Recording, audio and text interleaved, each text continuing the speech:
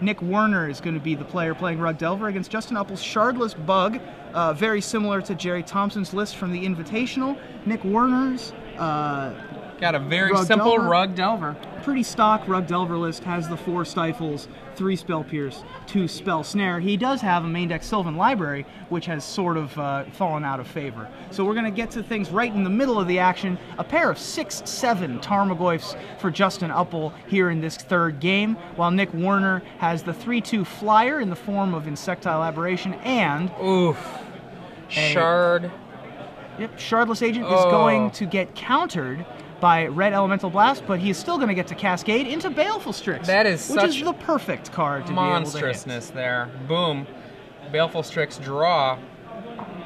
In this matchup, what you're going to see is that both of these decks are able to just grind, but then Justin is going to be able to do these crazy things where a Shardless Agent could pop down a Strix, and a Strix kills opposing Tarmogoyfs, opposing Delvers, opposing Nimble Mongoose, or it could even pop off something worse, that Ancestral sitting there waiting. A card like that coming off of a Shardless Agent, it's not just a dream. You can see it happen all the time in this deck. Absolutely, and the Shardless Bug is designed to take over these fair matchups like Rug Delver. Rug Delver tries to take advantage of every little card, every little edge that it can gain, but the sheer card advantage of the Cascade with the Death Touch creature plus the drawing a card off of Baleful Strix plus cascading into draw 3 really is a rough day for Rug Delver.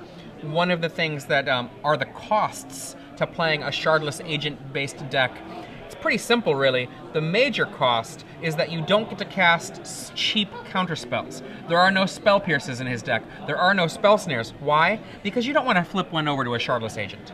Yeah, and so you don't get to see things like Spell Pierce or Spell Snare out of Justin Uppal's deck like you do out of Nick Woerner's deck, or you do out of other Bug decks, like the one that we saw last round being played by Lauren Nolan's opponent in the last round, or Spell Pierce is a pretty ubiquitous card all over the place, and unfortunately you just can't play it in the Shardless Bug deck. Ancestral Vision does click and hit. I'm curious what's in Nick Woerner's hand. I see a Spell Snare. Looks like a Brainstorm or a Spell Snare and a Stifle. Oh man, I think Nick Woerner does not know how Ancestral Vision works. Yeah, he could have stifled that trigger to leave Ancestral Vision removed from the game. I'm not sure it mattered though, because I believe Justin has a Force of Will, and even if he didn't have the Force of Will, we still have an armada of creatures at the ready. And look at that right there. Nick Woerner now down to 1 permanent. If you are playing with old school Indiana rules, if Justin can somehow destroy that last permanent, Nick Woerner would not be allowed to talk. Nice. I like that. So there's the Thoughtseize concedes. Justin Uppal, one of the rising stars of the Open Series, is going to win this and move on to the top 8 over Nick Woerner, 2-1 with Shardless Bug.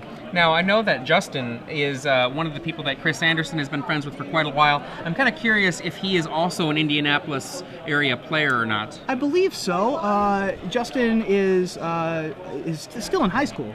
He is 16, actually. He looks a lot... the first time I met him, I thought that